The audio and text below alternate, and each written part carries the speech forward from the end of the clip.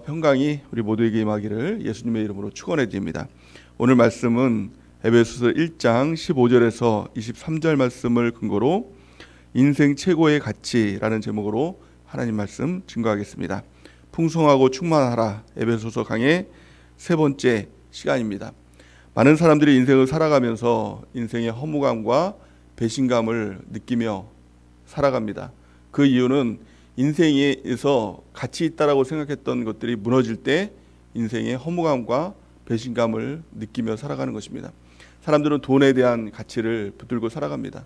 또 행복에 대한 가치, 가정에 대한 가치, 또 자녀에 대한 가치, 또 배우자에 대한 가치, 또 자기가 중요하다고 여기는 무엇인가의 가치를 붙들고 이것이 인생 최고의 가치라고 생각하며 살아갑니다. 하지만 시간이 지나면서 그 모든 것들은 반드시 무너지게 된다는 것입니다.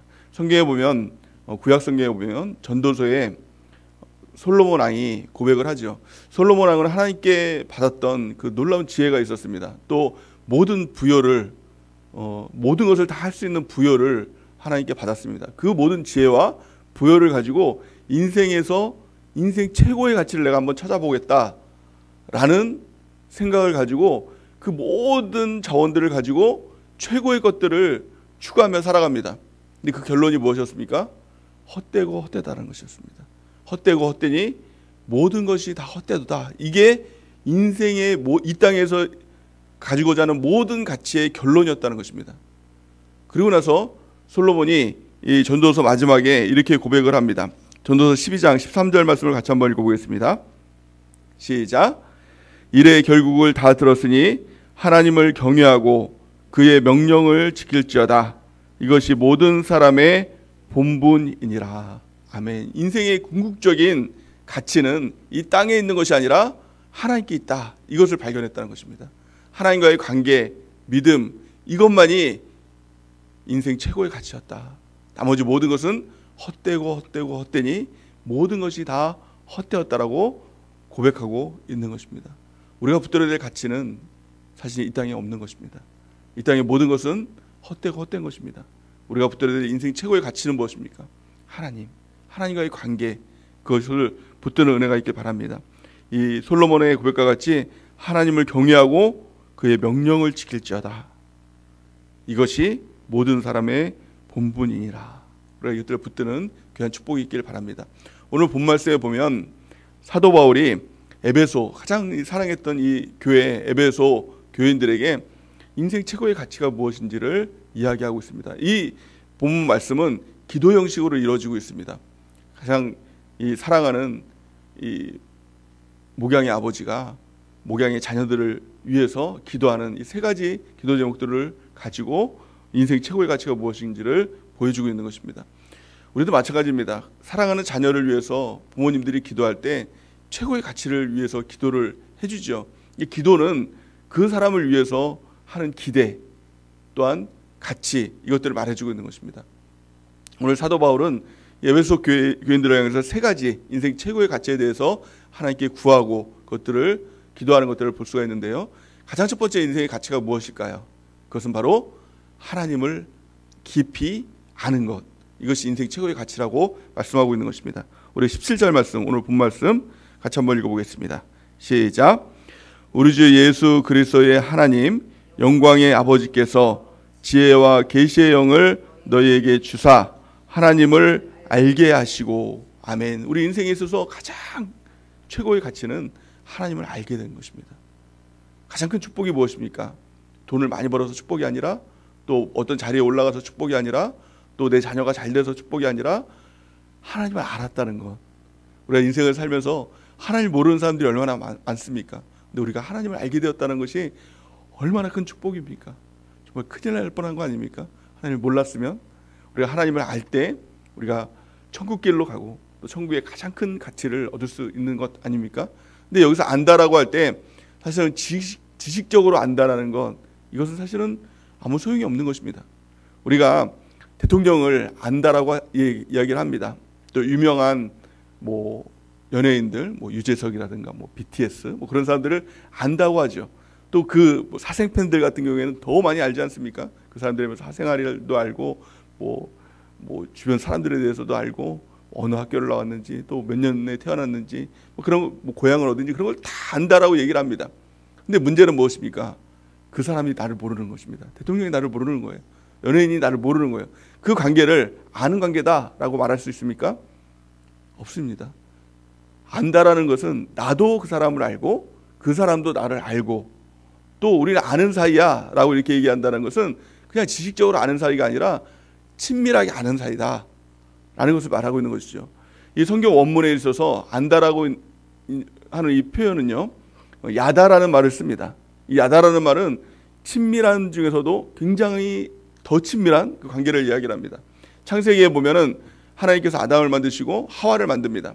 근데 아담이 하와를 알게 되었다라고 이렇게 얘기를 합니다. 이 안다라고 표현했던 이 단어가 바로 야다라는 말입니다. 이것은 부부관계의 어떤 친밀함, 이것을 말하고 있는 것입니다. 근데 우리가 하나님을 안다라고 얘기할 때도 동일하게 야다라는 말을 쓰고 있습니다. 하나님과 우리의 관계가 부부관계 그 이상의 친밀한 관계를 갖는 것, 이것이 하나님을 아는 것입니다. 그렇다면 우리가 어떻게 하나님을 알게 될까요? 성경에 보니까 죄가 있으면 하나님과 우리의 장막이 있어서 그 관계가 깨어진다라고 얘기하고 있죠. 하나님과 이 아담과의 관계 또한 창세기를 보면 이 야다의 관계였습니다. 아주 친밀한 관계였습니다. 그 코에 생기를 불어넣음을 통하여서 하나됨의 관계를 이뤘던 것이 아담과 하나님과의 관계였습니다. 근데 죄가 그 사이에 들어가는 순간 그 관계가 깨어지고 말았죠. 그래서 죄가 들어가면 관계는 깨어지는 것입니다. 죄의 문제를 해결하고 예수님의 십자가를 통해서 하나님과 우리의 관계를 막힌 담을 허심을 통하여서 가까이 할 수 있도록 인도해 주셨습니다. 회개를 통해서 십자가를 붙들고 주님께 나아갈 때 우리가 다시 창조 때의 그 관계, 아담과 하나님과의 그 관계, 그것이 회복되는 귀한 축복이 있는 것입니다. 그래서 이 야다의 관계, 아는 관계는 죄의 문제를 해결하고 십자가를 통해서 또 회개를 통해서 주님 앞에 나갈 때 죄의 문제는 해결되고 우리 하나님과 우리의 관계가 친밀한 관계가 되는 것입니다. 또한 오늘 본 말씀에 보니까 하나님께서 지혜와 계시의 영을 주사 하나님을 알게 해주셨다는 것입니다. 지혜와 계시의 영이 누구십니까? 바로 성령 하나님입니다. 우리가 성령 하나님을 통해서 하나님과 우리의 관계가 친밀한 관계로 함께 되는 은혜가 넘치게 될 줄을 믿습니다. 그래서 오늘 이 야고보서 말씀에 보면 또한 이 창조의 하나님과의 야다의 관계가 됐을 때 나타나는 표현이 풍성 또 충만이라는 단어를 쓰고 있습니다. 1장 7절 8절 또 1장 23절 보면 풍성과 충만함으로 하나님께서 함께 하신다는 것입니다. 하나님과의 아는 관계가 될 때 하나님께서 풍성하고 충만함으로 우리를 채워주게 되실 줄을 믿습니다. 두 번째, 인생 최고의 가치가 무엇일까요?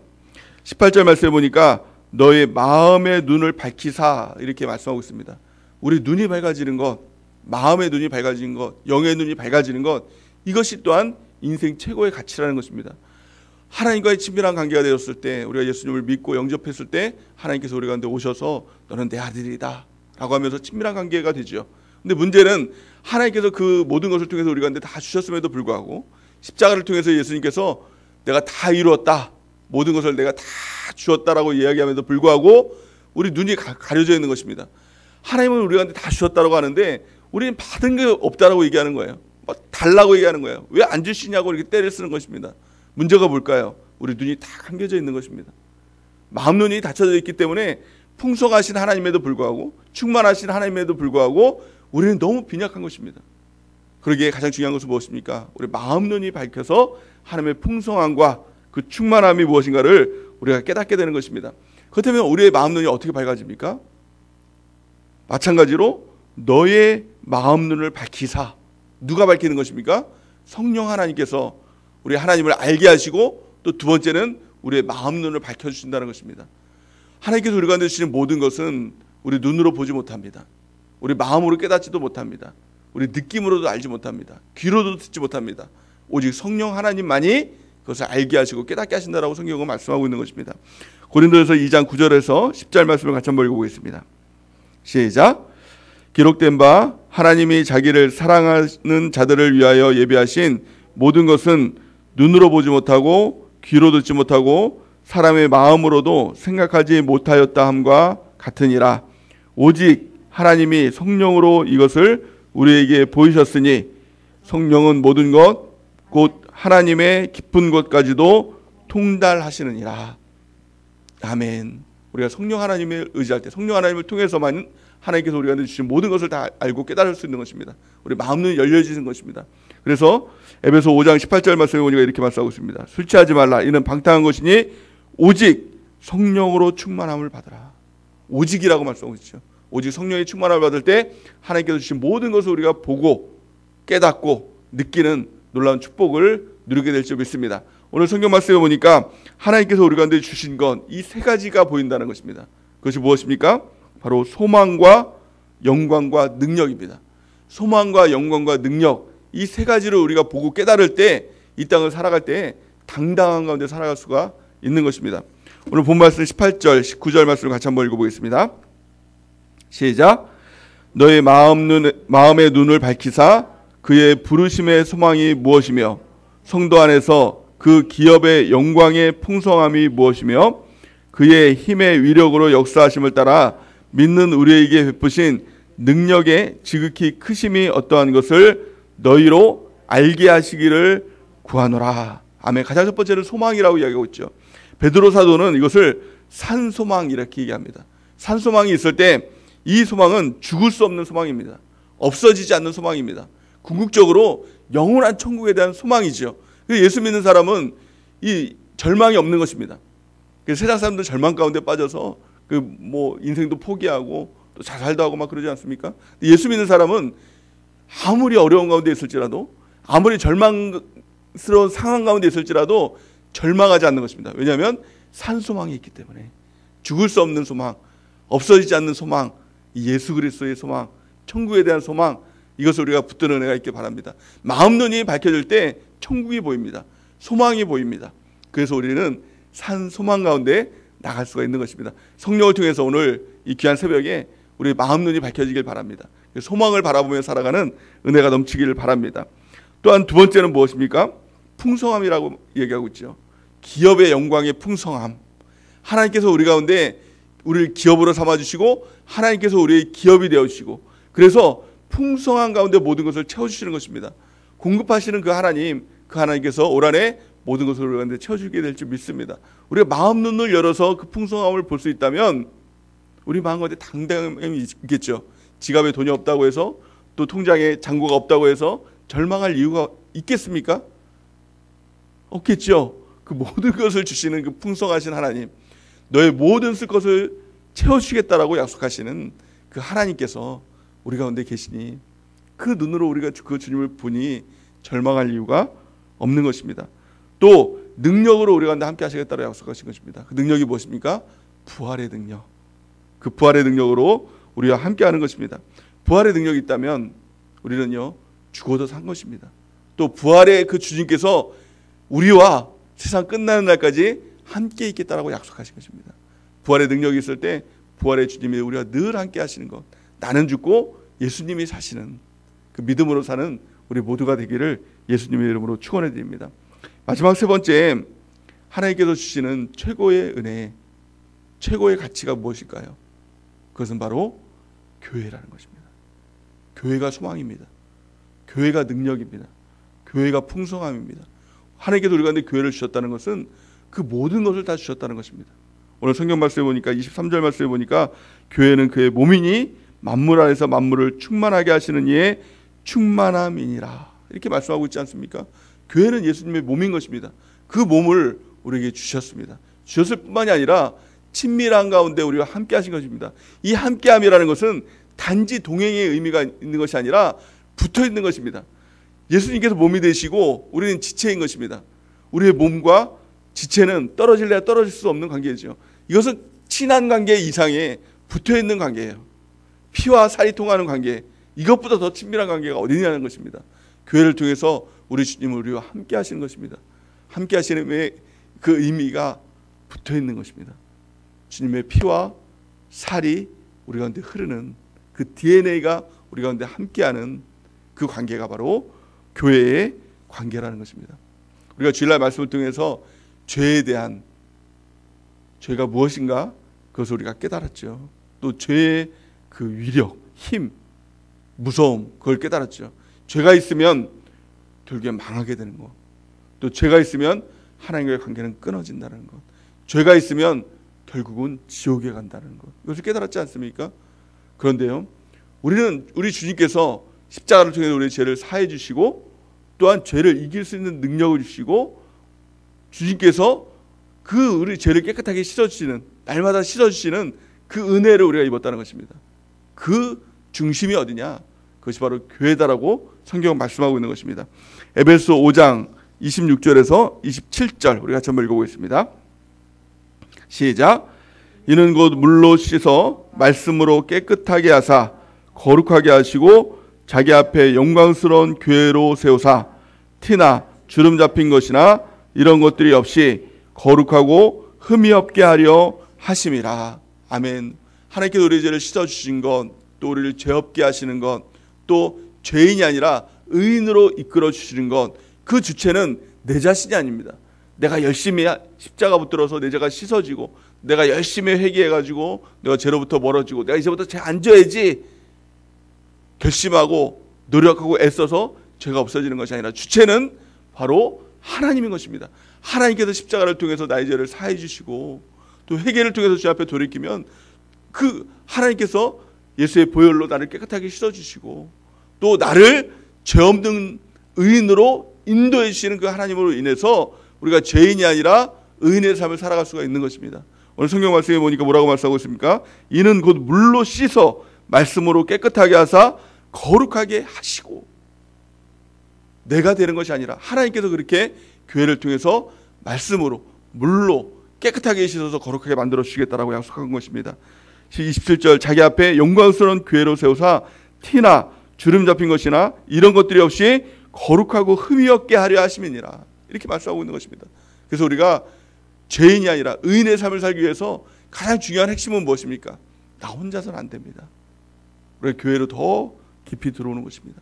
공동체로 더 깊이 들어오는 것입니다. 그래서 말씀을 붙들고 말씀으로 하나님 나를 씻어달라고 날마다 기도함을 통해서 주님을 의지하고 또 공동체의 힘이 무엇입니까? 함께죠. 나 혼자서는 안 되니 함께 셀로 모여서 함께의 능력을 통해서 죄를 이겨내고 죄를 끊고 주님과 더 친밀한 관계 가운데 그 인생 최고의 가치를 우리가 받고 누리는 것입니다. 그걸 통해서 영원한 천국의 주인공으로 날마다 한 걸음 한 걸음 우리가 나가는 것, 이것이 인생 최고의 가치인 것입니다. 오직 성령 하나님께서 그렇게 하시고 또 교회를 통해서 하나님께서 그렇게 하시는 것입니다. 우리가 붙들어야 될 것, 성령 하나님을 붙들고 또 말씀을 붙들고 교회를 붙드는 것. 그럴 때 우리 하나님께서 우리를 거룩한 자로 또 천국에 합당한 자로 우리 죄 없는 자로 우리를 날마다 만들어 가시게 될 줄을 믿습니다. 이제 우리가 해야 될 것은 무엇입니까? 사도 바울의 고백과 같이 이제는 우리가 교회로부터 무엇을 받고 무엇을 누리고 교회가 나에게 무엇인가 해줄까, 이것을 바라는 것이 아니라 내가 교회를 위해서 무엇인가를 할까 라고 생각하고 우리가 나아가는 것입니다. 골로새서 1장 24절에서 25절 우리 같이 한번 읽어보겠습니다. 시작. 나는 이제 너희를 위하여 받는 괴로움을 기뻐하고 그리스도의 남은 고난을 그의 몸된 교회를 위하여 내 육체에 채우노라. 내가 교회의 일꾼 된 것은 하나님이 너희를 위하여 내게 주신 직분을 따라 하나님의 말씀을 이루려 함이니라. 아멘. 사도 바울의 고백과 같이 이제는 남겨진 고난, 이 교회에 남겨진 고난을 내 육체에 채우노라 라는 이 고백들 가운데 우리가 나가는 은혜가 있기를 바랍니다. 우리 인생의 최고의 가치가 무엇입니까? 하나님을 아는 것. 이것보다 더 큰 가치는 없는 것입니다. 그러기에 우리가 두 번째는 뭐예요? 우리 마음 눈이 열리는 것, 영의 눈이 열리는 것. 영의 눈이 열려서 주님을 바라보고 주님께서 주시는 그 풍성함, 충만함이 무엇인가를 바라볼 때, 우리 눈이 열릴 때 우리가 이 땅을 살아갈 때 당당하게 살아갈 수가 있는 것입니다. 또한 우리 눈이 열려서 천국의 소망을 바라보며 나갈 때 우리가 더 이상 절망할 이유가 없는 것입니다. 이 땅에서 슬퍼할 이유가 무엇이겠습니까? 우리에겐 궁극적으로 천국이 있지 않습니까? 뿐만이 아니라 우리 옆을 보면 우리 주님이 우리가 동행하고 있지 않습니까? 그래서 오래 주신 약속의 말씀처럼 다윗의 고백, 내가 여호와를 항상 내 앞에 모시며 내 우편에 계심으로 내가 흔들리지 아니하리로다. 우리 눈을 열어서 주님을 바라보고 주님을 내 앞에 모실 수만 있다면, 내 옆에 계신, 내 오른쪽에 계신 그 주님이 계심을 우리가 날마다 볼 수 있다면 우리의 믿음이 흔들릴 이유가 없을 것입니다. 우리 마음눈이 열려져서, 성령을 통해서 마음눈이 열려져서 그 주님을 바라보는 놀라운 은혜가 있기 바랍니다. 무엇보다도 교회의 가치를 깨닫는 것입니다. 교회의 영광을 깨닫는 것입니다. 그 교회의 지체로서 주님과 늘 친밀하게 함께함을 통하여서 교회의 영광을 받고 누리는 은혜가 있길 바랍니다. 또 교회를 통해서 우리의 죄가 날마다 깨끗해지고 거룩해지고, 더 이상 교회를 통해서 이제는 더 이상 죄를 짓지 않는 존재로, 하나님께서 우리를 사용하시는 존재로 평생 우리가 쓰임받고, 이제는 교회가 나를 위해서 무엇을 해줄까 바라보는 것이 아니라 내가 교회에 이 남겨진 고난을 채우겠다라는 사도 바울의 고백과 같이 이런 삶을 살아감을 통해서 이제는 영원한 천국의 주인공으로, 또 하나님 나라의 백성으로 이 땅을 살아가는 우리 모두가 되기를 예수님의 이름으로 간절히 축원해 드립니다. 이제 우리